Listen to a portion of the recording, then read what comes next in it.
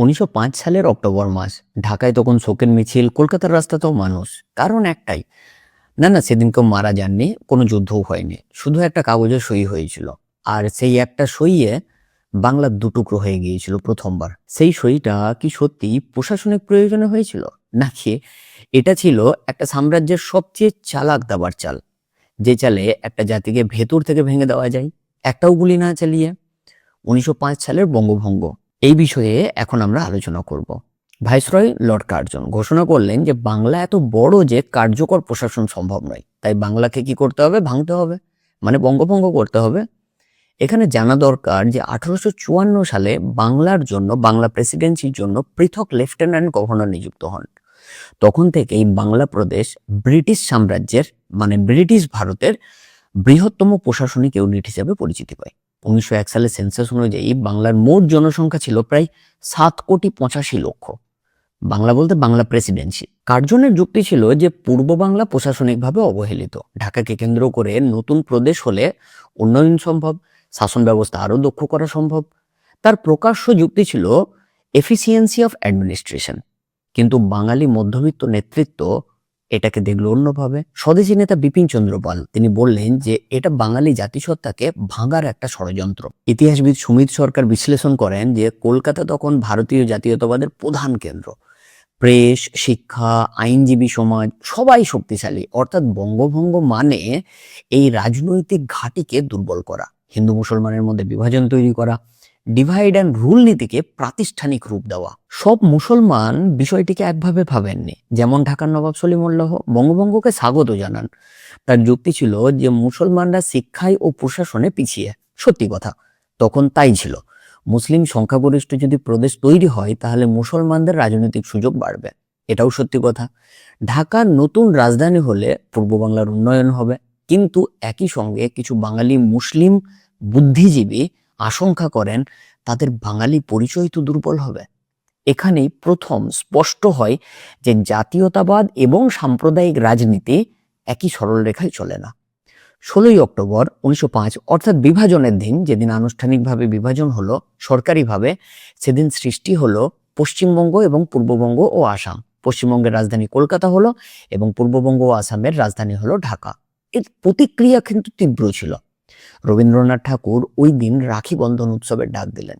তিনি বুঝেছিলেন বা তিনি মনে করতেন যে রাজনৈতিক বিভাজনের বিরুদ্ধে সাংস্কৃতিক ঐক্য দরকার। এই সময়েই বঙ্গভঙ্গ বিরোধী আন্দোলনে ব্যাপকভাবে ব্যবহৃত হয় রবীন্দ্রনাথের লেখা আমার সোনার বাংলা গানটি। বঙ্গভঙ্গ বাঙালিকে রাস্তায় নামিয়ে আনলো।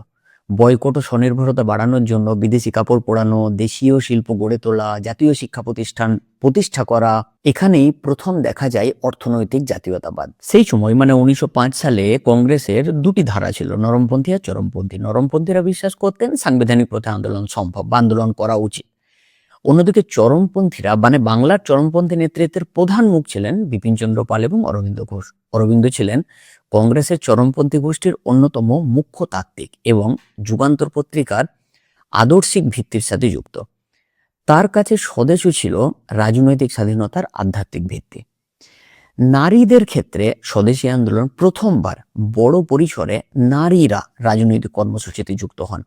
এটা ভারতীয় জাতীয়তাবাদের সামাজিক পরিধিকে অনেকটা বাড়িয়ে দিয়েছিল। আমরা পরবর্তীকালে গান্ধীজির নেতৃত্বে যখন গণ আন্দোলনগুলো দেখবো, যেমন অসহযোগ আন্দোলন, আইন অমান্য, সেখানে নারীদের এই অংশগ্রহণটা আরো বেশি বাড়া অবস্থায় লক্ষ্য করব। ১৯০৬ সাল ঢাকায় প্রতিষ্ঠিত হলো অল ইন্ডিয়া মুসলিম লীগ। এটাকে বঙ্গভঙ্গের সরাসরি ফল বলা যায় না, এর পিছনে আরো বেশ কিছু কারণ ছিল, যেমন আলিগড় আন্দোলনের বুদ্ধিভিত্তিক ধারা, পৃথক নির্বাচনী ব্যবস্থার দাবি, মুসলিম অভিজাতদের রাজনৈতিক নিরাপত্তার চেতনা। ইতিহাসবিদ আয়েশা জালাল মনে করেন যে মুসলিম রাজনৈতিক সংগঠন ছিল মুসলিমদের স্বার্থ রক্ষার কৌশল। অন্যদিকে ইতিহাসবিদ বিপিন চন্দ্রের মতে ব্রিটিশরা সচেতনভাবেই সাম্প্রদায়িক বিভাজনকে উৎসাহ দিয়েছিল।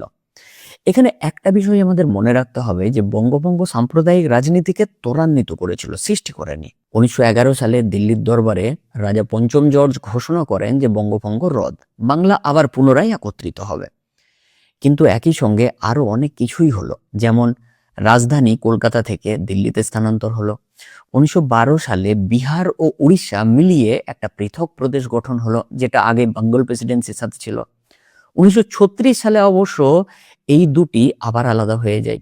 ইতিহাসবিদরা বলেন যে এটা আংশিক ছাড় ছিল, আবার আংশিক পুনর্বিন্যাসও ছিল। বাঙালি জাতীয়তাবাদীদের চাপে বঙ্গভঙ্গ রদ হলো, কিন্তু কলকাতার রাজনৈতিক ক্ষমতা কমিয়ে দেওয়া হলো। ক্ষমতার কেন্দ্র সরে গেল দিল্লিতে। বঙ্গভঙ্গের আগেই 1909 সালে ইন্ডিয়ান কাউন্সিল অ্যাক্ট পাস হয়, যা মর্লামেন্টো রিফর্ম নামে পরিচিত। এই সংস্কারে প্রথমবার মুসলমানদের জন্য পৃথক নির্বাচনী ক্ষেত্র অর্থাৎ সেপারেট ইলেক্টোরেট আইনগতভাবে স্বীকৃত হয়। এর মানে হলো যে মুসলিম ভোটাররা কেবলমাত্র মুসলিম প্রার্থীকেই ভোট দিতে পারবেন। এটি বঙ্গভঙ্গের প্রত্যক্ষ রাজনৈতিক ফলাফল। মুসলিম লীগের দাবি ও ব্রিটিশ রাজনৈতিক কৌশল এক সূত্রে মিশে এই ব্যবস্থা তৈরি করে।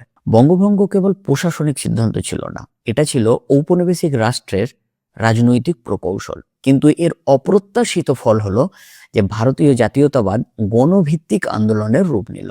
আবার একই সঙ্গে জাতীয়তাবাদের ভেতরে সাম্প্রদায়িক বিভাজনের বীজও গভীরভাবে প্রতীত হলো। মানে একটা ভালো দিক এবং একটা খারাপ দিক একই সাথে তৈরি হলো। বঙ্গভঙ্গ আমাদের শেখায় যে যখন রাষ্ট্র বিভাজনের রাজনীতি ব্যবহার করে তখন প্রতিরোধ জন্মায়, কিন্তু সেই প্রতিরোধ যদি সাম্প্রদায়িক রেখায় বিভক্ত হয় তাহলে তার দীর্ঘমেয়াদী ফল হলো ভয়াবহ। 1905 থেকে 1911 মাত্র 6 বছর, কিন্তু তার প্রতিধ্বনি শোনা যায় 1947 পর্যন্ত, অর্থাৎ দেশভাগ পর্যন্ত।